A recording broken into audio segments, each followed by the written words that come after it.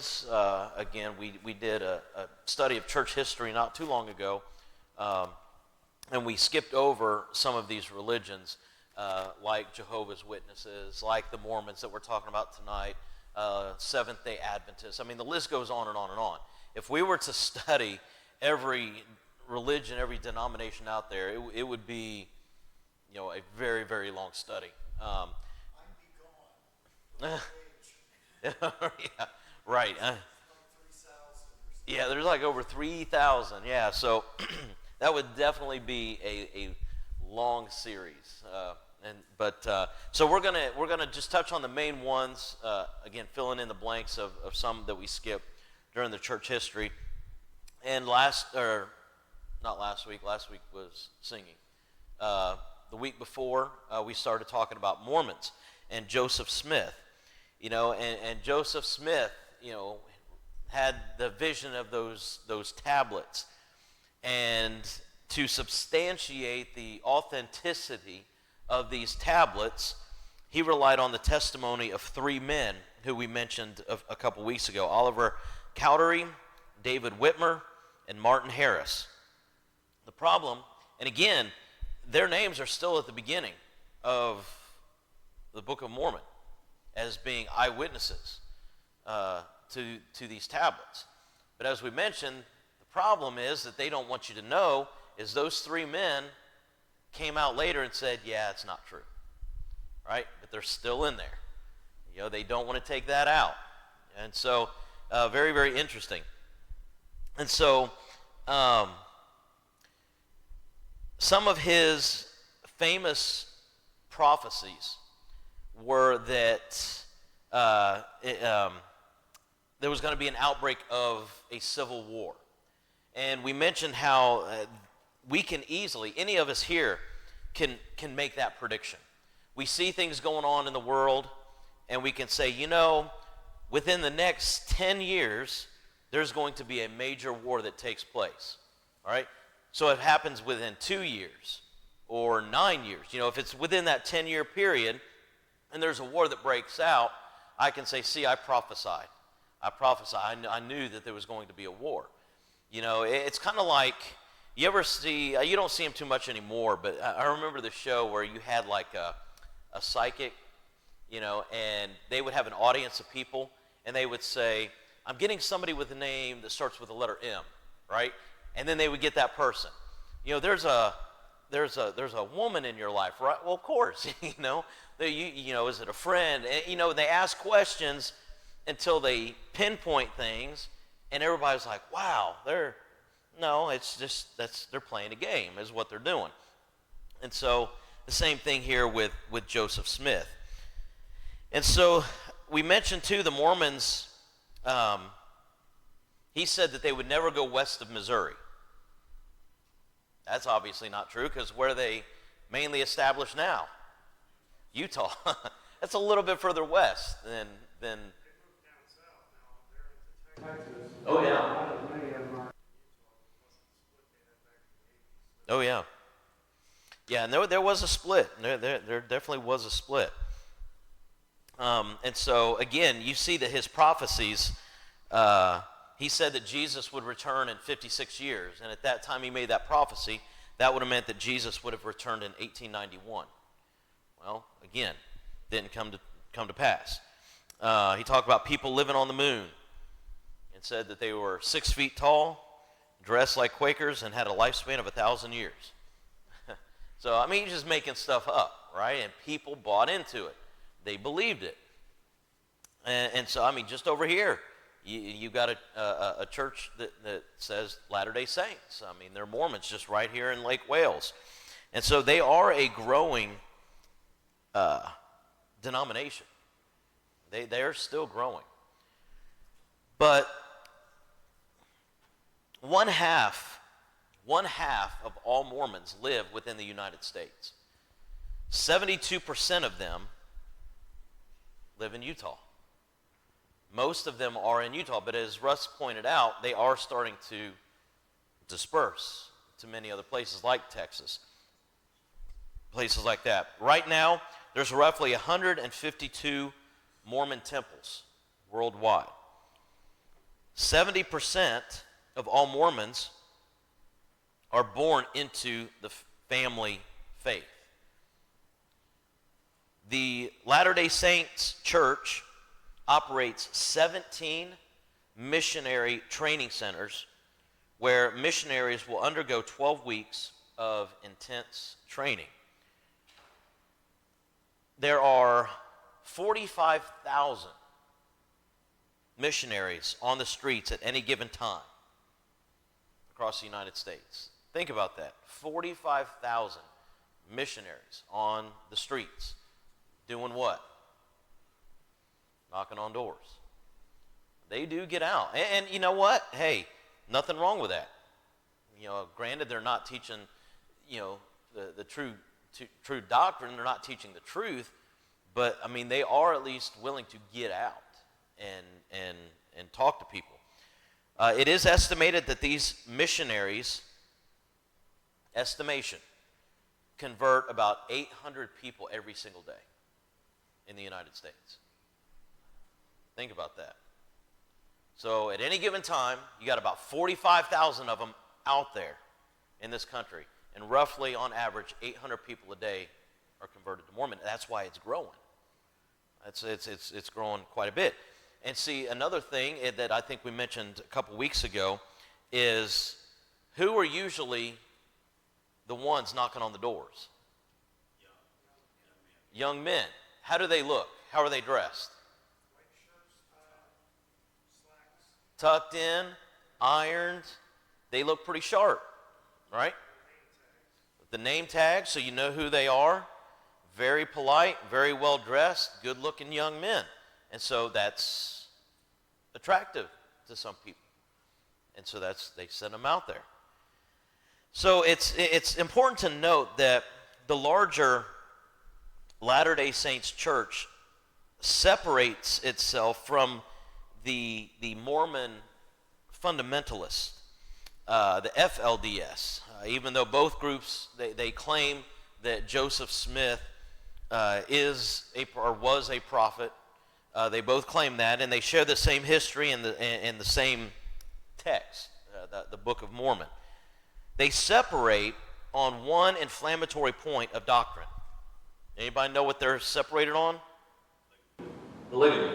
That's exactly right. There's a split over that. Still have a group that says, no, that's okay. And you have another group that says that is not okay. And so that's where their split is, on the idea of polygamy. And so the fundamentalists, the FLDS, believe passionately that they have a divine obligation to take multiple wives. They believe that is a divine obligation. Not to just have one wife, but to have multiple wives. The Latter-day Saints Church, on the other hand, engages in a vigorous PR, public relations campaign to convince the American public that polygamy was a quaint, long abandoned idea, right? That we don't do that anymore. And so they're trying to get people, because that's one thing people always think about when they think of Mormons, is multiple wives. And so they're trying to separate themselves, and they're saying, no, that's a long time ago, that's not what we do anymore. The other group, again, is saying that it is a divine obligation. And so literature that is handed out by these young missionaries makes no mention that Joseph Smith married at least 30 women, and that Brigham Young had as many as 48 wives. So they completely ignore that now because they're trying to separate themselves. Now, they still claim Joseph Smith as a prophet, but let's not talk about all the wives that he has, because polygamy is not right. And so polygamy continues to be the best kept secret of the Mormon church, both past and present. And so what if a religion survived for 150 years and its successors were successful in covering up their history, turning their radical leaders into pioneers and self-professed prophets for God, right? You see, that's exactly what they did, and people fall for it. That's exactly what the Mormons have done to the historical records of Joseph Smith. And so that's why I say when you talk to a lot of these Mormons, now the ones who are teachers, the ones who are up and they're presenting all of this stuff, they know.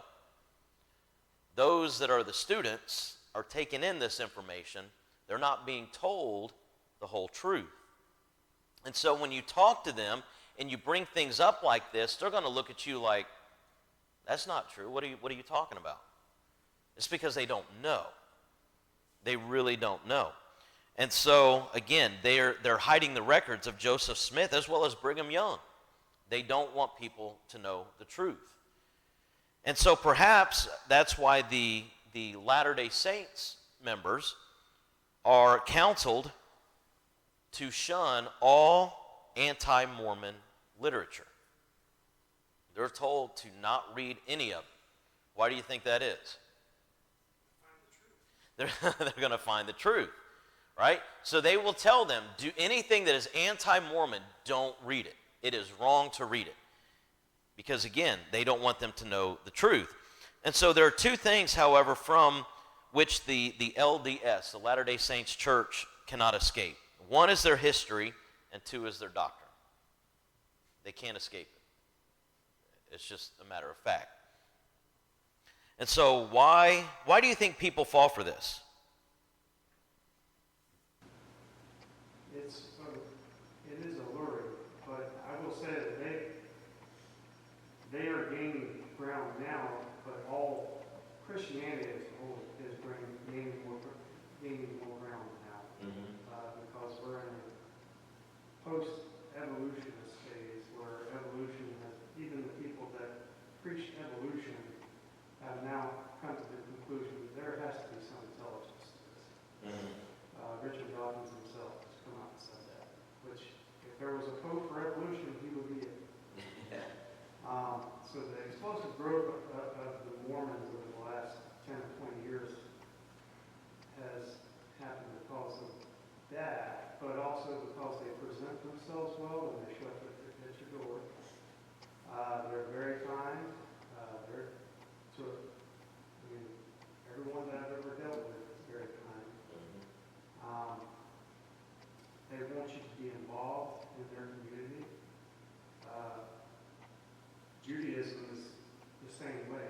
Orthodox Jews especially, they will have communities where it's all Orthodox Jews on the Sabbath. You have to be within walking distance of the synagogue. So whenever you put people into a tight, confined space like that, and those are the people you are associated with day in and day out, it gives you a sense of community. It does not mean that it's true, however. They have some serious doctrinal issues. Oh, yeah. The things that they do right, we could take note of those things. Absolutely. If you ever had a chance to study with one, they're very studied. Oh, They yeah. know their doctrines. Oh, yeah. And it's been 20 years ago when we used to live in Lakeland and a couple boys knocked our door. I took it up. I said, let me study with you.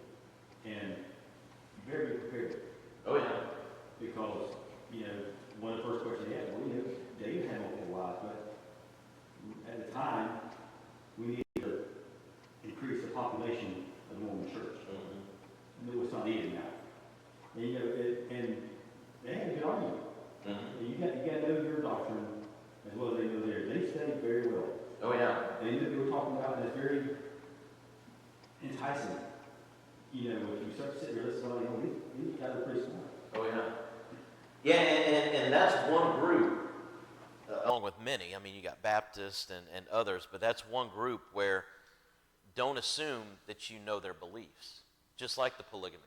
Because if you say something about multiple wives, you may be talking to a group that's like, oh, no, that's wrong.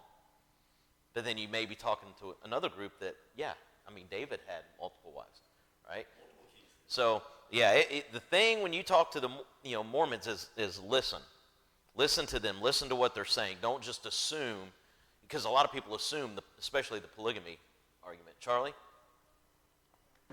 My neighbors were forced to move out of the West because they couldn't, being Baptists, they couldn't survive there. No one would do any business with them. Mm-hmm. When the Mormons take over the community, they even have a nickname for you if you're not a Mormon. I don't remember what it is. Just less money instead of more. Yeah, not more, but less. Let's see. So, if you want to be a success and you move to Utah, you want to be a Mormon, Yeah, I would say that's or, true, or especially you're going to fail. Salt Lake City, Provo, that area, we definitely need to be a Mormon. Oh, yeah. That comes back to the Israelites are the same way. Yeah. At one time, Israel, the Jews, they were very reliable on each other, and they would help each other. Mm-hmm. And they've taken that, the Mormons have taken the same thing and done the same thing with themselves. You know, if we'll do business with you, you being a Mormon, and the Jews used to do the same thing. Mm-hmm. And it's just like the Jews, they wouldn't charge on a law. You know, you pay it back at what you look, what you own, what you borrow. So it's something that this Mormon churches use for the Jews. Mm-hmm. Yeah, Absolutely. taking good lessons from Judaism, Mm-hmm. especially the Orthodox Jews and the way they structure their community, because they do that as well. You do business within the community until you can. Mm-hmm. So you couldn't live inside of an Orthodox Jewish community. You're Right. a Baptist or a Christian. It'd be very difficult. Charlie? I've been wondering why on Antiques Roadshow they would come up with one of those early documents, one of those early books written by one of the founders, and man, they'd say it's worth $85,000. Mm-hmm. They want it off the market, and Yeah. there's plenty of money at the temple to buy this stuff up and get it out of people's reach. Yeah. I know. One story says that he translated those golden tablets by putting a magic stone in the bottom of his hat, Mm-hmm. and he would pull the brim up to each side of his face, and that magic stone would give him the translation of the golden tablets. Mm-hmm. I know a friend of mine, our friend, she became a New Testament Christian. One of the reasons she gave up the Mormons was that story about translating with the stone in the hat. Mm-hmm. Yeah. It sounded like a fairy story. Romans. Chapter 16, beginning in verse 17. If you look at that, Romans 16, beginning in verse 17, it says, "Now I urge you, brothers and sisters, to watch out for those who create divisions and obstacles contrary to the teaching that you learned. Avoid them, because such people do not serve our Lord Christ, but their own appetites. They deceive the hearts of the unsuspecting with smooth talk and flattering words." And so, even during the first century, it was the smooth talkers. It was the flattering words. And when he says to avoid them, does that mean that we can't study with them? No. What does that mean? Wise as serpents, but gentle as doves. Exactly. You know, because you know, there's some good Salesman. And you think, you're going to show up to a place and I'm not going to buy anything, but you get that one guy or that one girl to start doing the sales pitch. And some of them are good. And before you know it, you're like, why did I buy this again? Right? Just because the smooth talkers. And so, they do that. They're very smooth in their talking. Mitt Romney, when, he was running for president, or whenever he gets up to speak, he's very eloquent. You know, we may not agree with everything he says, but the way he talks, the way he dress, you know, he's very good-looking guy, and you know, can communicate, and so he's a smooth talker. In 2 Corinthians chapter 11, 2 Corinthians chapter 11, beginning in verse 13.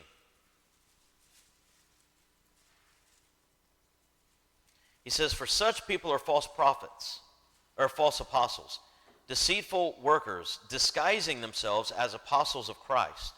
And no wonder, for Satan disguises himself as an angel of light. So it is no great surprise if his servants also disguise themselves as servants of righteousness. Their end will be according to their works." And so once again, you know, the leadership in the Mormon church, or the leadership in any of these denominations, right? They know the truth. It's the people that they preach to. Because again, don't read anything that's against the church. God does not want you to read anything that goes against the church. And the reason is because they want to shield, they want to put a bubble around the people that they only listen to what they have to say. And so when they do get out of that bubble and they knock on your door and they talk to you, they're going to hear some stuff that they probably never heard before. I'm sure in your discussion with them, you said some things that they had never. Russ? I was saying earlier, I was trying to remember the guy's name, but he was kind of the culmination of the whole polygamy problem that really broke. He was the straw that broke the camel's back. His name was Warren Jeffs. And he had multiple wives, but what was finally the last straw was he had married a 15-year-old and a 12-year-old, and they finally arrested him for statutory rape of a child. And that was what kind of exploded and drove the wedge. And now you have two factions that one still practices polygamy and the other does not. He's in jail still. Yeah. 2000 or 2000. But he was doing it all the way to the 80s. It was a problem even in the 80s. But that was when it just self-destructed. They went their separate ways. You're talking about smooth talking, and that's what, who's the, Joseph Smith, he was. I mean, he talked to his wife and had another wife. Yeah. He talked to his best friend to mortgage his farm to have the first printing of the Mormon Bible. Mm-hmm. He mortgaged his whole property against his wife's wishes. Yeah. You know, there's a story there that's just unbelievable. Oh, yeah. You know, if you look at history. I think there's a book I read under a banner that talks about that. Very manipulated. They're very manipulated. And Brigham Young was the same way. If you look back at their history, they all were the same way. Mm-hmm. Very sweet talkers, you know, and they got what they wanted. Yep. Absolutely. They show you something that's alluring. I mean, you do it in society. I remember when I was young, I went to my first trade show. They sent me out to San Antonio, Texas to go to this trade show. And on my way in to where they were having it, I was riding the bus, and there was a lot of very attractive young ladies on that bus with me. And I happened to be sitting next to one, and I said, "You're going to the trade show?" And not trying to be, derogatory towards her or anything. And she goes, "Yeah." I said, "So, who do you work for?" She goes, I'm here to represent so-and-so. They refer to us as booth babes. And I was like, booth babes? You're going to have to explain this to me. We just hand out literature, and I'm like, oh, I get it now. Yeah. I see how this works.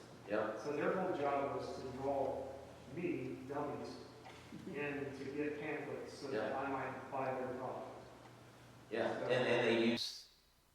Attractiveness. Yep, absolutely. Charlie? The Mormon Church is one of the largest landholders in the state of Florida. I've been told this by a member of the Mormon Church, and every year they'll have a get-together where they pick them and package them so they can be self-sustaining to an extent. I think they even have a cannery, I'm not sure. Yeah. Yeah, and so again, People have not changed. From the very beginning until now, people have not changed. 2 Peter chapter 3 and verse 16 says, he speaks about these things in all his letters. There are some things hard to understand in them. The untaught and unstable will twist them to their own destruction, as they also do with the rest of the Scriptures. They did it then, and they're still doing it now. They twist the Scriptures to make it fit what they want. And again, using attractiveness, using very eloquent speech, they suck you in, and that's why they're getting a lot of people. There's 10 things that the Mormons will not tell you. And I've discovered this over the years. There's 10 things they will not tell you. Number one is that women receive salvation only through their Mormon husbands. They won't tell you that, but that's what they believe. And they must remain pregnant for all eternity. Anybody ever told you that? That's why they have a lot of children, because that's what they're taught, is that women are to remain pregnant through all eternity. So that's why you hear a bunch of Mormons, I've got 10 kids, I've got 12 kids, I've got 8 kids, working on number 9, right? It's because that's one thing that they are taught. Number 2, they intend to be gods themselves one day. They don't tell you that. Number 3, they say that Mary was not a virgin after all, but had sexual relations with God to produce Jesus Christ. That's what they believe. They will not say that because it sounds, it's just ridiculous. But that is what they believe. Number 4, Mormonism teaches that Jesus had at least 3 wives while he was on earth.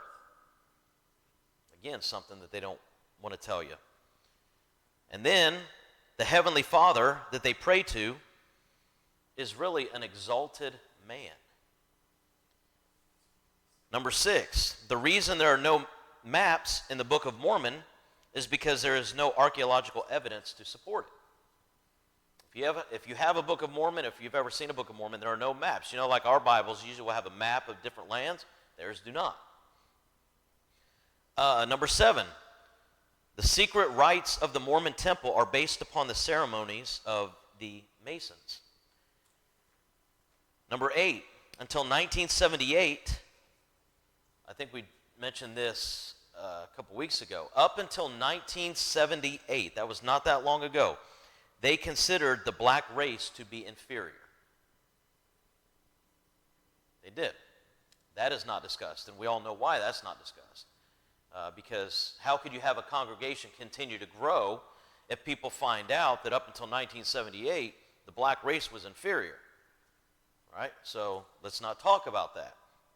Number 9, they believe that the Garden of Eden, kid you not, they believe that the Garden of Eden was actually in Jackson County, Missouri. They do. And then number 10, that Joseph Smith had 30 wives, the youngest of which was 14, and that plural marriages remains the most holy and important doctrine ever revealed to man on earth, and whoever rejects that covenant will be condemned and unable to enter into glory. So again, now there's that big divide, but again, they don't want to touch that. They don't want to mention those things. And again, how, with the 10 things that I just mentioned, if they were to talk about any one of those, do you think that they would grow the way they're growing? Probably not. Probably not. And so that's why they hide. They want to hide their history. They want to hide a lot of their beliefs. Because if it comes out, they're not going to grow. And they want to grow. And so for 30 years, Brigham Young was the law in Utah. He was the law. In 1878, he ordered the murder of an entire wagon train of non-Mormon settlers who had migrated to Utah. yet they praise Brigham Young. But he did that. By the time Mormon Bishop John Lee was convicted of the crime, Brigham Young was dead. And so during his life, it's believed that he had 40 wives and 56 children. Again, this is the one that they look up to. They continue to hold Young in high regard, as evidenced by the Mormon University, BYU, Brigham Young University, still held in high regard. Now, well, you know, they want to change all of these names, right? You remember when we went through that time where they wanted to change Thomas Jefferson School because Thomas Jefferson was a racist, and George Washington, we got to take him down, and all these people of history, we got to remove them because they're such terrible people. Anybody ever hear of wanting to take down BYU? I didn't. This was not a good man, but he's held in high regard. In 1890, the U.S. government seized all of the Latter-day Saints property, due in part to the LDS president, John Taylor's defiant stand on polygamy. He said, "The U.S. says we cannot have more than one wife. God says different. I defy the United States. I will obey God." And so Washington eventually won, and the Mormon president received a convenient and new revelation to stop plural marriage.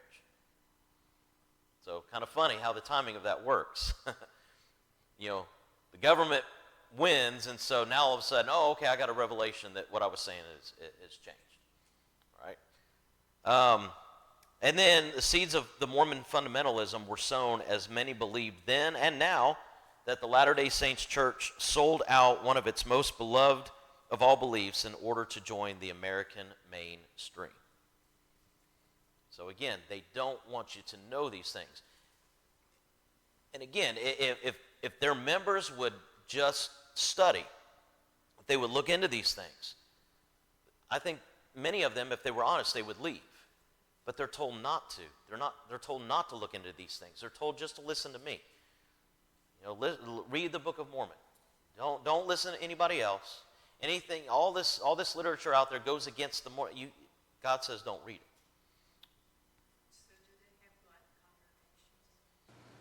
I don't think they have black congregations. Now, do they have black members? Now, yes. They, Fully black woman, all black. So I'm not for that even, especially not for that in the church. Yeah. We attend. Although right here in Lake Village, you have an all-black Church of Christ, which we're not so. Yep. Segregation in the church is not, it's not benefit anybody. No. Charlie? Sometimes when the Mormon Tabernacle choirs, which have been renamed, when they're singing and the camera scans, try and find a black person. You do, because the cameraman is instructed, focus on Brother Charles. Yeah. Yeah, and it just amazes me that, I mean, that is their history, and that is as of recent as 1978, and nobody talks about it. Nobody brings it up. It's like it never happened. But it did. It did. They felt that the black race was inferior. But then in 1978, they said, never mind. Any other thoughts? Is this the same group that the members have to, as far as the genealogy, turn in names of different people and their family histories? I think so. I think so. And again, when you look at Mormon families, there's a lot. I mean, because they have a lot of children, and so you have a lot of grandchildren, and I mean, so when they give a family history, you know, they want to see, are you being fruitful and multiplying, or not? You know, so. He gave it, a girl at the Mormon, she was one of 13 children.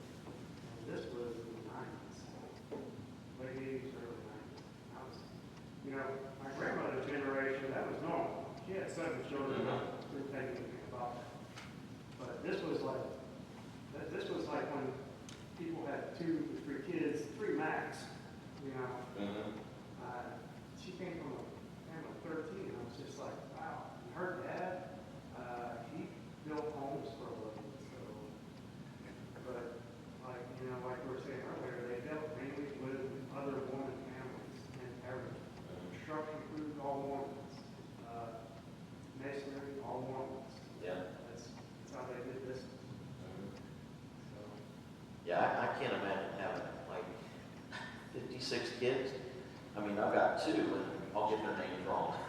It's like, no, you.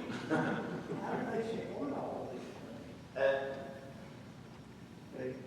They keep business within the community and then they branch out into the outside community to do business. Yep, Um, they do very well.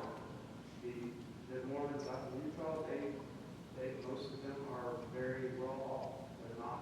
They're Oh, not yeah. poor. They also don't cover their life. I mean, again, in Mitt Romney, Glenn Beck, I mean, you look at Mormon, I mean, there's a lot of them that are very, very wealthy. I think Salt Lake City, wherever the Mormon temple is, there's a lot of government help that goes out there. Mhm. That is one of the highest welfare places in the United States because of the children they get. Yep. a lot of money. Yep. Absolutely. All right, we'll pick up there and move into. We'll finish the Mormons and then